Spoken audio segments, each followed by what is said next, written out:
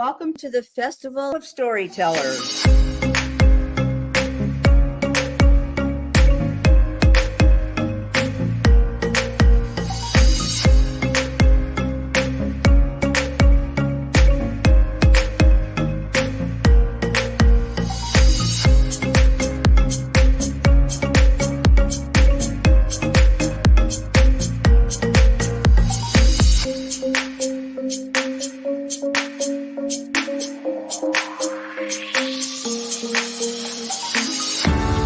I can't tell you how excited I am to be on right now. It's been a couple of weeks of excitement, getting prepared, and I've done a lot of things in my life, but this has got to be close to the top. Thank you, Reader's Magnet, and thank you, John, for putting this forth and taking the chance on us authors in presenting this out to the world. I've enjoyed this immensely, Joanne. Ellie, so have I. Thank you for who you are, and thank you, Reader's Magnet. You all are beautiful, and you've worked so very hard, and we are blessed. We are. I thank everybody that's involved with this process, because we know writers need readers and writers need publishers. We thank Reader's Magnet and everybody that's involved. I love Reader's Magnet. They say, we share your stories with the world.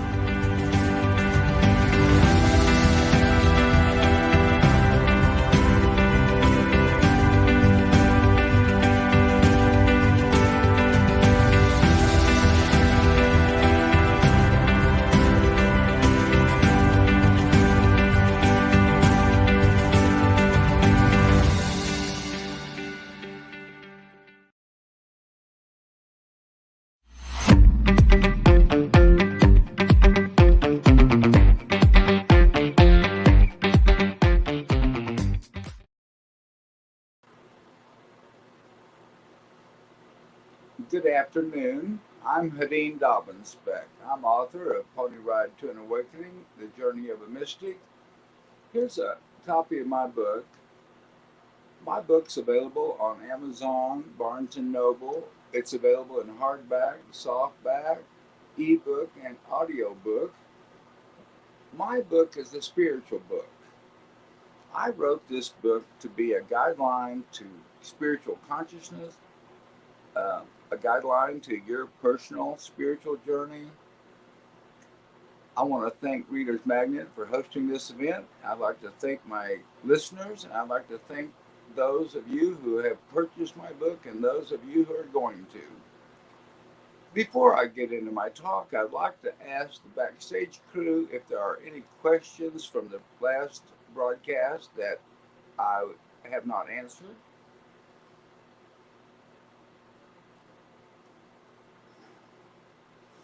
I'm coming to you from Lake Spavinaw, Oklahoma, my lake home. It's up here close to nature. I'm an old farm boy, and I grew up close to nature. And so in my later years of my life, I wanted to be close to nature. I'll tell you a little bit about myself. I'm 71 years old, and at this point in my life, I consider myself a spiritual elder. After a lifetime of spiritual study and development, I decided to write a book as my contribution to the esoteric literature. It's interesting, all the years of my study and all of my years at the university, I learned a lot of facts, a lot of knowledge. I studied the mythological dogma of the Hindu and the Buddhist and the Taoist and Judaism and Christianity. I'm an omnist. I believe in trusting the truth and wisdom wherever it's found, and that there's truth and wisdom found in every organization of religion. It's interesting, I think, that a lot of your religious people consider themselves believers. I mean, my attitude is a believer hears something and believes it. Maybe something someone said that an experience that happened to somebody else. Well, I'm a mystic. And the thing that's unique about mystics, wherever they're found, is that they're knowers. They have developed their spiritual consciousness, and they may have an experience. And once they've had that experience, they become a knower. There's a difference between believing and knowing. I mean, believing, you can have faith in what you've heard and trust what you've heard. But when you're a knower, it's not a question of faith. You've had that experience. You have that personal knowledge. It's part of who you are. Well, my backstage crew seems to be having problems posting questions. Let me start my talk. Oh, I just see a question posted. A question from a previous session was from, I can't read the name, Fairgoer. How did getting connected with connected change your life? Getting connected with connected. Well, I've had an unusual life. I will answer that question this way. I believe in reincarnation. I believe that we come here, Earth's a school, we have experience, we learn lessons, and we bring that back with us in our next lifetime. It seems that I came into the world with some knowledge from previous lifetimes of work.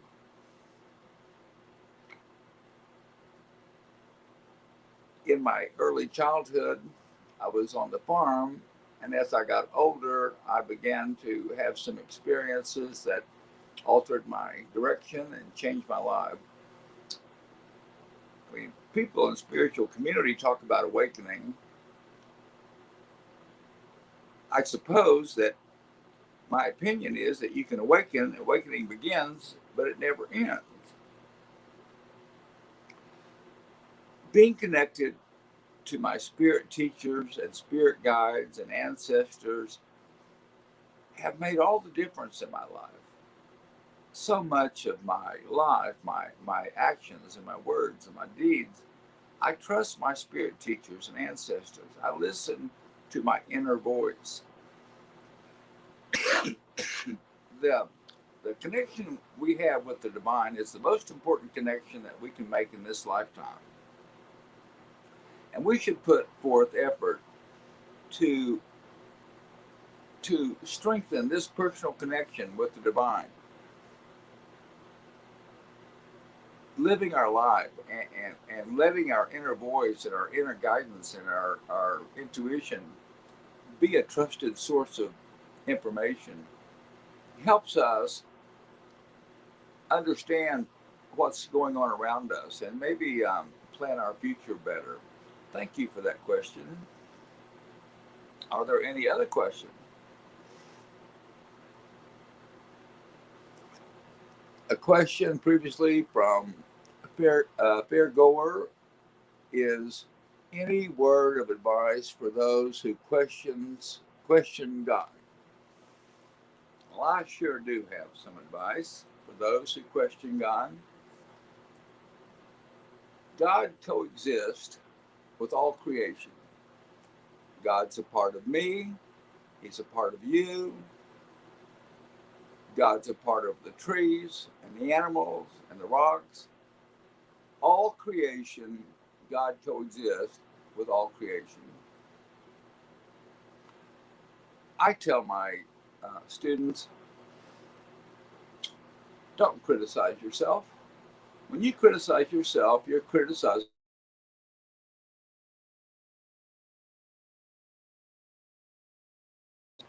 created each of us in our perfect incarnation in this earth life. When we question ourselves or criticize ourselves, it's like criticizing God. We are perfect for the journey that we came here to complete. I don't have enough intelligence to question God's creation.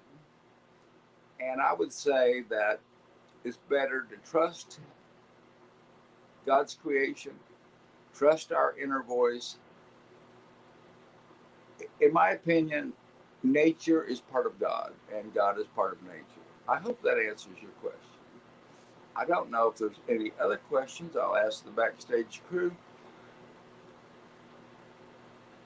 If not, I'll continue with my talk. This is my book, Pony Ride to an Awakening, The Journey of a Mystic. It's available on Amazon and Barnes & Noble. It's available in hardback, softback, ebook, and audiobook. This is a spiritual book. It would be great in your library. Having devoted a lifetime to study and devotion and spiritual development, I wrote this book to be a resource guide for you, for each of you. I see another question posted. How did getting connected with God change your life? Okay, that was a previous question. I'll add a little bit to that.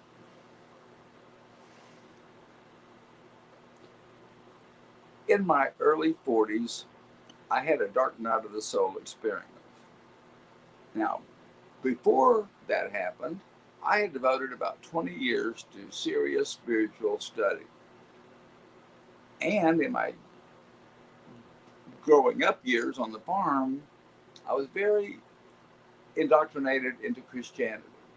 So I really had great faith in the Bible. I believed in God. I had great faith in God. And I truly believed as a boy on the farm that I was part of nature and part of the universe and that God was part of me, just as he was part of nature. Having that faith and having that confidence helped me get through the dark night of the soul experience, which I had that lasted for 4 years. That's a long time to be having an episode of a shamanic madness. But that incredible faith took me through that dark period. I think our personal connection with the divine changes our life. It gives us an unshakable faith. There is life after death. I believe in reincarnation. And I believe that we're going to come back until we reach enlightenment. And then it becomes a choice. Do we come back to help others, or do we continue with our own personal journey? I hope that answers your question. And I'll continue with my talk. You know, in my book, I offer a meditation guideline that will help you if you are learning meditation. One of the objectives of meditation is to silence the mind and listen to the voice of spirit. My spiritual teachers and guides and ancestors communicate with me all the time. Now, I'm clear auditory, so part of my understanding is the messages that appear in my mind as a word or a phrase or a sentence are messages from my spirit teachers. So I'm always listening. So part of my personal meditation practice is to practice the 24-hour-a-day mindfulness, where I am always listening.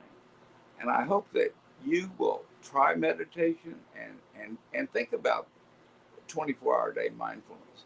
Now, some people tell me I try to meditate, but my mind is so busy with all these thoughts, I can't do it. Well, my advice is let the thoughts enter your mind and pass. Don't invest time, don't invest interest, don't invest emotion. Just let them pass. In time, the thoughts will stop coming. However, there's other people I will tell there are different types of meditation. One of the best ways I learned meditation was dancing. Another great meditation is running. All of you have heard of a runner's high. Something about dancing and running clears our mind so that it's available. If your mind is empty, then God can fill that chamber with wisdom. If your mind is full of random thoughts, there's no room there for wisdom to be deposited. So it's important to clear your mind so that you can receive all the wisdom that's intended for you. In addition to the meditation, I have an appendix where I offer a recommended reading list for those of you that want to pursue spiritual studies. There's at least 50 books recommended.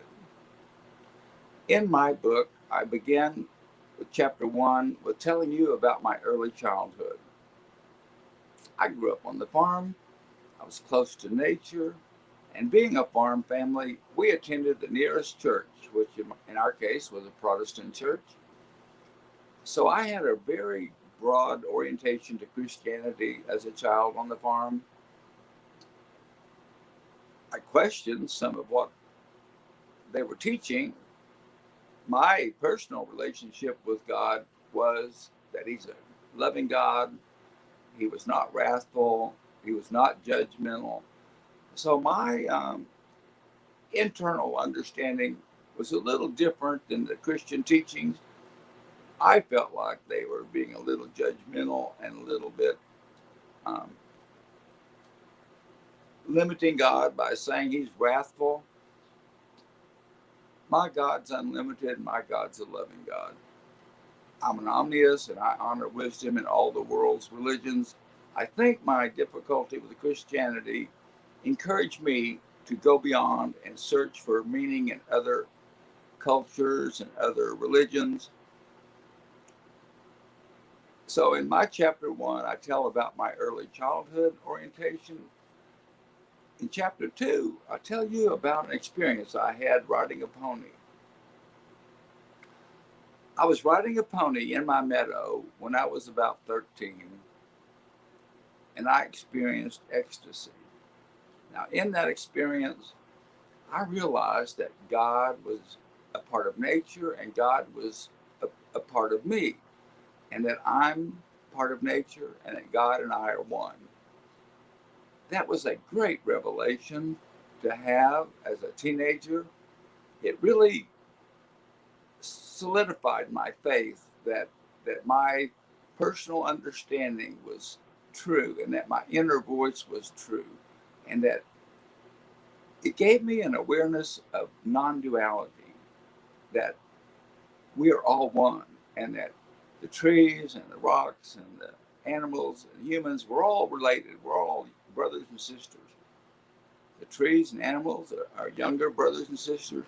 Evolution continues for eons. We evolve from mineral to plant to animal to human. This takes millions of years. So my experience riding a pony confirmed my understanding that God and I are one. And I share that with you because some of you may have had the same experience. I've had other people tell me they were sitting by a stream, they were sitting on a mountain, they were sitting by the river, and they had this overwhelming feeling, a spiritual feeling. So I don't think my experience was unique. I think it's found it among many people. I share that with you to give you encouragement and maybe to help you connect and relate to something that's happened in your life. My book is different than most books about spirituality. I'm not giving as much about knowledge. I'm giving a lot about experience. In my years of study, I never found a book about experience. I found lots of books about knowledge. I'm getting another question posed to me. Did you do a lot of research to write this book?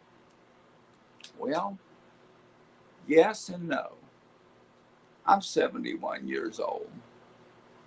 I devoted at least 30 or 40 years in my personal library to studying the esoteric wisdom. I wanted to gain all the spiritual wisdom the world could bestow upon me. Now, in writing this book, all of that study was helpful. But I decided to write a book about my experience. What I could not find in all of my reading was a story about anybody else's experience. So as a mystic, I wrote my book about my experience. So yes, my own writing was improved with all the years of study, my understanding of consciousness, my understanding of spirituality improved with all of the years of study. As an elder, I felt like it was important to give something back. And I decided to give you a book about the experiences that you may encounter in your lifetime journey of spiritual consciousness. I think this is the most helpful contribution I could make. In my writing, in chapter 3, I share a lot of my personal experiences. And I think that you'll read that and relate to one or more of those experiences. I'll give you an example. Which one of us have not thought of someone and the phone rang and that person was on the phone? Well, guess what? Thoughts travel faster than light. And sometimes people pick up on our thought and pick up the phone and call us. I do that. If somebody comes into my mind, I think of them, I'll reach over and call them because maybe they have a question or maybe they are thinking about me, and I just pop in and offer a moment to say hello, to see if I can be helpful. In my book, in chapter 4, I'm offering you information on finding the light. When does awakening occur? Awakening sometimes occurs when we begin to question our early indoctrination to religion. We begin to question what we were told. I mean, we were told a lot of opinions and a lot of beliefs that were other people's opinions, other people's experience, other people's beliefs. And we're asked to digest this and put book on that. Well, as a mystic, my personal experience leads to a personal knowing. I'm not trusting someone's opinion or someone else's experience. I'm trusting my own experience. I'm trusting my own knowledge. When we have spiritual experiences, we become personally knowledgeable so that the wisdom that's in the literature becomes personal. We can speak that literature. We can write that literature. The experiences of mystics the world over since time immemorial are very similar. Mystics establish this connection. They establish a connection with the divine. And through that personal connection, they have personal experience and therefore they become knowers.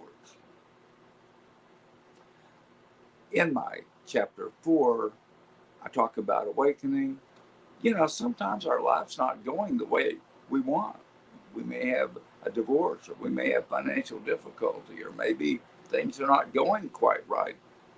Well, maybe it's time to wake up and take a new look and re-examine our life and examine our philosophy and our principles and our morals and our ethics and maybe change how we view life. An interesting thing about being a spiritual person is you go through life trusting. If you get in the river and you try to swim upstream, you'll drown. So as a spiritual person, you learn to go downstream. You learn to go with the flow. When you're trying to force your will on nature, it doesn't work that way. You have to go with the flow. So one of the things you learn being a spiritual person is to take your personal goals and plans and set them aside. We surrender our work to the divine. The work we do is for the divine. The reward we get is neither here nor there. It's not our job to worry about the results. It's our job to do the work we're asked to do. I'm getting another question. Let me look and see what that is. Here's a question. It says, I'm curious, what's the difference between religious and spiritual? Well, that's a fairly fundamental question. It's a good question. Many of the people in the world that call themselves religious have been indoctrinated into a philosophy or a religion, usually from their family or their tribe or their culture, on this is what we believe. This is the stories of our ancestors. This is what we've been taught. And this is what we believe. Well, religion usually is based on opinions and beliefs and experiences of other people, opinions of other people. Unfortunately, not very many religious people actually dig in and do the research and answer their own questions. Spirituality can coexist with religion, but in spirituality, you ask the questions and get the answers within yourself. You have a connection with the divine. You've established a relationship. In your spiritual development, you will gain spiritual gifts, clairaudience, clairvoyance, claircognizance. Being a spiritual person, you can use these gifts to answer your own questions. Spirituality is very personal. Religion's more of a group activity. Spirituality is more of a personal activity. I encourage you to buy my book, use it as a reference book. I tell you in the preface that you may have to read this book more than once. A lot of my information you will gain the most through your intuition, reading in between the lines to get the answers. Thank you for that question. You know, in my book, I added a chapter 5, and I explain in chapter 5 some of the spiritual gifts that we have. We have physical senses, sight, smell, taste. We have spiritual senses, clairaudience, clairvoyance, claircognizance. As we develop our spiritual consciousness, these spiritual gifts sometimes come to us. I've told my students, the first step toward enlightenment is trust yourself, trust your inner voice. The Bible says we get new ears and new eyes. We have to learn to listen with new ears and new eyes. And this is listening internally. It's not the outer ear, it's the inner ear.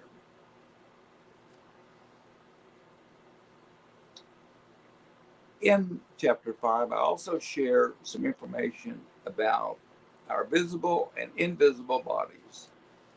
You know, we're a physical being here on earth, but there's an invisible part of us. There are 7 levels of existence.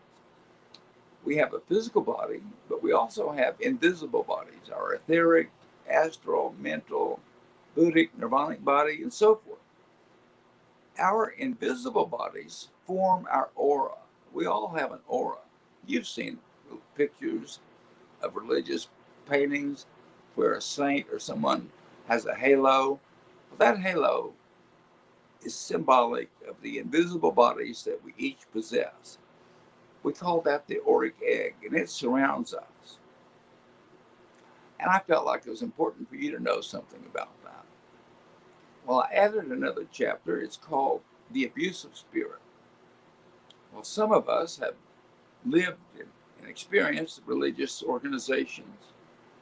And sometimes the ministry or a church leader will be very enthusiastic and try to tell us what to believe and what to think. They may tell us don't listen to our inner voice. It could be the voice of the devil. Well, let me tell you something. If you can't trust your own inner voice, then who in the heck can you trust?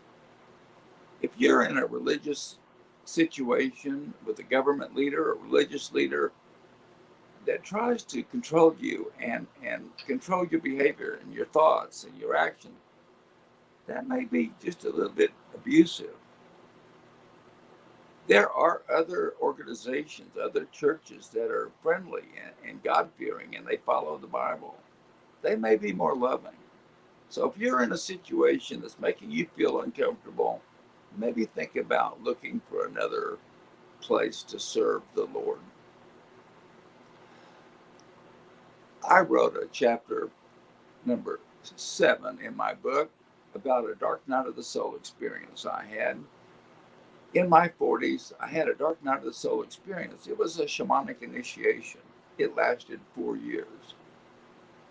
Now, a shamanic initiation is sometimes thought of as shamanic madness. Now, there is some psychotic or neurotic conditions that go along with shamanic madness, but it's our way of going into the underworld. And really, the outcome of a dark night of the soul is the diminishing of the ego. And the ego surrenders. And when you're on the bottom, there's no place to turn except up, and you ask God for help.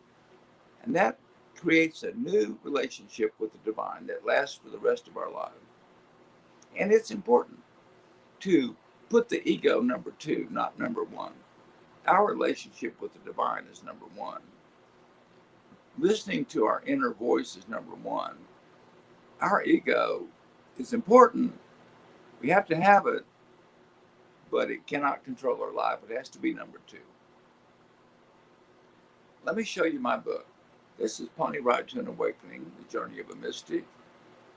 It's available on Amazon and Barnes & Noble and maybe in your local bookstore.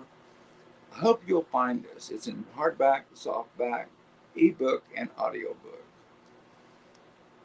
In my writing, I share with you a chapter about my spiritual experience with my spirit teachers and spirit guides. We receive important information, confirmation, guidance, wisdom. There's nothing to fear from having a connection with our spirit teachers and guides and ancestors. They're there to help us. They've committed themselves to helping us during this lifetime. And I share with you a chapter on some of my experiences with my spirit teachers. Well, in addition to sharing with you what my journey looked like, I'm giving you some additional spiritual information. In chapter 8 of my book, I share with you the Eightfold Path.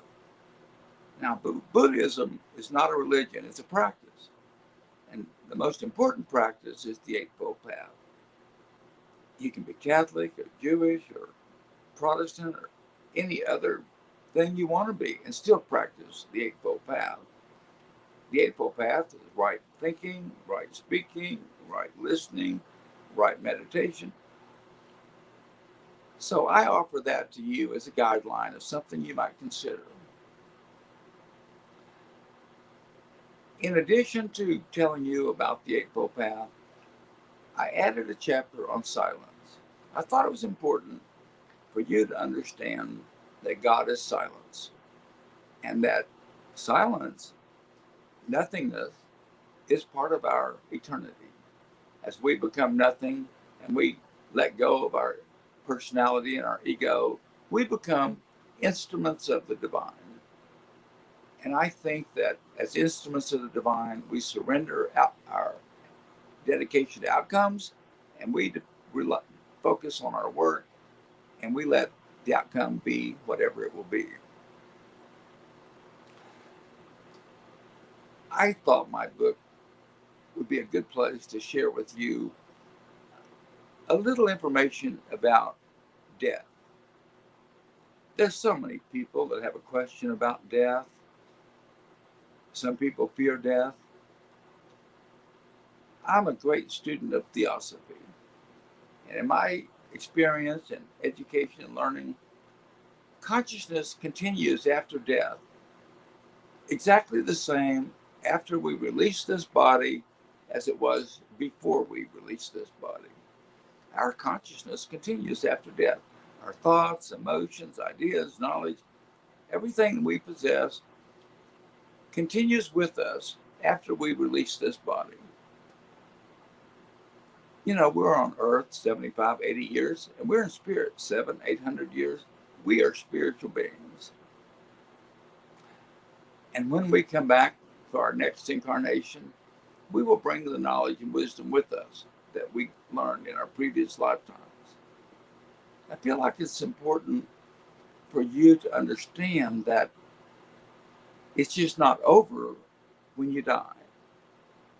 Some people are fatalist and they think when you die, it's all over. Well, my father thought so too. But he was very surprised when he crossed over and he and I were talking and having communication.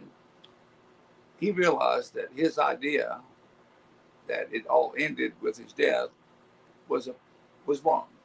And he realized that he was very happy to have his consciousness and have his ideas and his awareness, and that he could communicate with me. Well, our spiritual ancestors and our spiritual guides and teachers are discarnate entities for the most part. And they were formerly in body, and now they're in spirit. And they've agreed to help us. Let me show you my book. This is Pony Ride to an Awakening, Journey of a Mystic.